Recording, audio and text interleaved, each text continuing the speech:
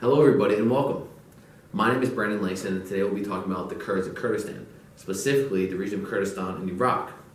Some of you may have heard of the Kurds in recent news because of their military force, the Peshmerga, being our staunch allies in the fight against the Islamic State, or perhaps because they're units entirely composed of women soldiers whom the Islamic State fears. Some of you may have heard of one of the most famous Kurds in history, Salah ad-Din, who helped expel the Crusaders from Jerusalem in the 12th century, and who people my age, the millennials, may better know from the first Assassin's Creed game. But really, who are the Kurds? Well, the Kurds are a distinct ethnic group, different from Turks, Arabs, and Persians. They inhabit the region of the Zagros Mountains, which makes up what is called Kurdistan or Greater Kurdistan, and this is where they have lived for millennia. Originally nomadic herders, most of them settled in rural villages, towns, or cities. Kurdish culture, specifically, has many ancient and traditional roots, such as oral storytelling and lots of dancing, which is a large part of many of their celebrations. Religion also plays a large part in Kurdish society, with nearly all Kurds being Sunni Muslims, although there are a small minority of Kurds who are believers of other sects of Islam, other religions generally, and also a small number that are non-believers. There are, though, many aspects of Kurdish culture that are not so great, but which we might expect to find in this religious, tribal, and traditional region. For example, socially, women are something less than equal to men, and the approach to female sexuality, intertwined with an existing honor culture, is quite misogynistic. The female genital mutilation, or FGM, is still quite common in Iraqi Kurdistan, despite being outlawed in 2011. Although, to the credit of their efforts, education and general anti-FGM campaigns, which are both religious and secular, have seen a decline in this practice. While women can and do attend university, many are still resigned to the more domestic and traditional roles in society, though.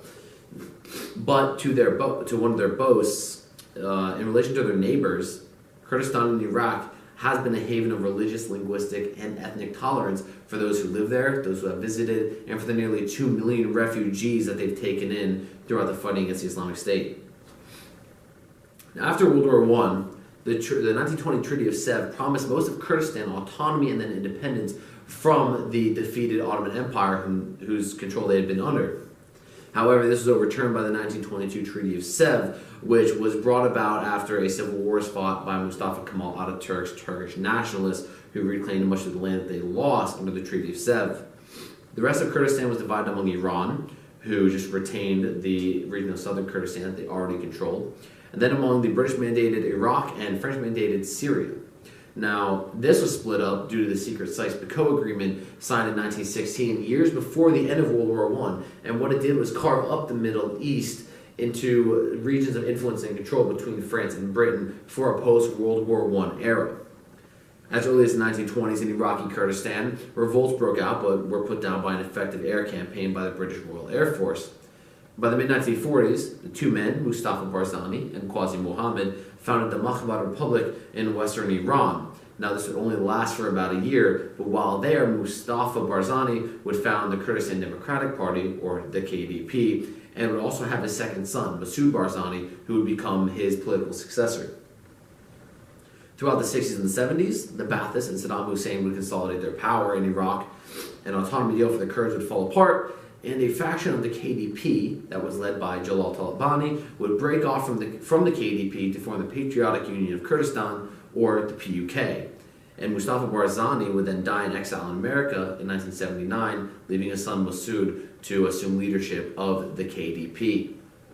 Throughout the 60s and the 70s, the Ba'athists and Saddam Hussein would consolidate power in Iraq, an autonomy deal for the Kurds would fall apart, a faction of the KDP that was led by Jalal Talabani would break off and form the Patriotic Union of Kurdistan, or the PUK, and Mustafa Barzani would die in America while in exile in 1979, which would then make his son Masoud Barzani the leader of the KDP.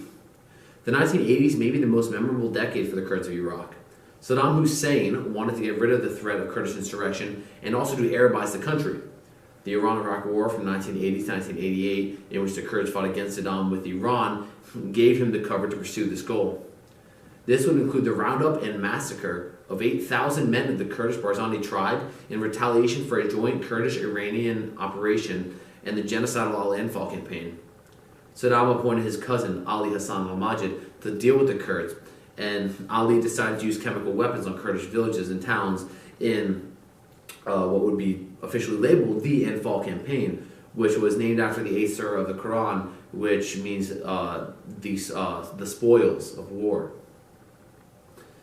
The most notorious of these chemical attacks in the Anfal campaign would be on the village of Halabja, in which in a single day 4,000 Kurds would die, most of them being civilians. The death toll of these campaigns throughout 87 and 88 of textbook ethnic cleansing and genocide would number between 50,000 and 100,000 Kurdish lives. The 90s brought some hope, but only after more destruction.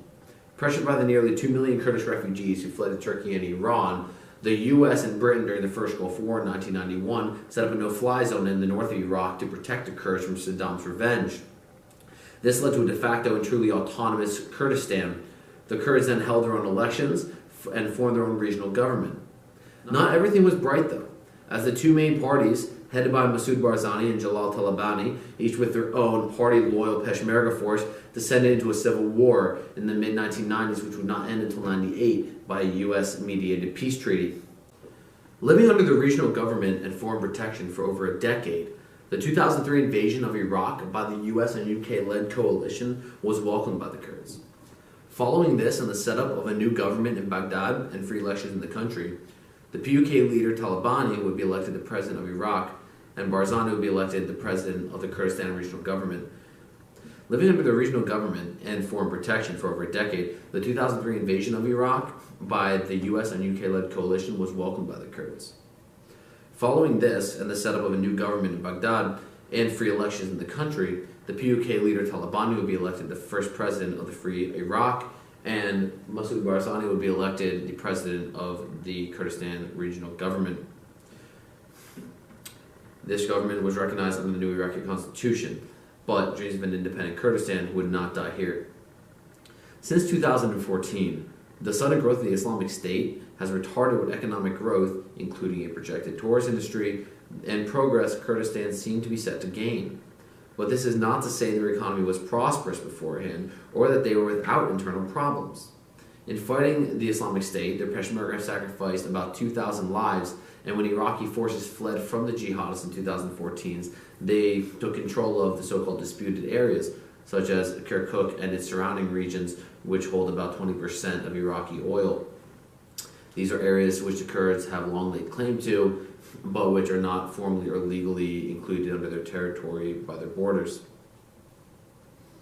After a fairly successful U.S. allied fight against the Islamic State, and in an apparent position of strength, President Barzani held a non-binding referendum on independence in all controlled areas, getting a 92% yes vote in favor of an independent Kurdistan. The referendum was, however, supported by no nation except Israel and not even Kurdistan's Western allies. It also gave Baghdad a pretext to do what it already wanted to, and it then forcibly retook the disputed areas, most notably with the help of Shia militias, the most prominent of which were both funded and trained by Iran, whose growing influence in the region we have vowed to oppose, and to which the Iraqi government in Baghdad has been growing ever closer. To this day, though, the Kurds in Iraq remain as a semi-autonomous region, but that is all they are. The Kurds have a secular government which has not carried out any state-organized abuses of human rights, nor oppression of minorities or others within their territory.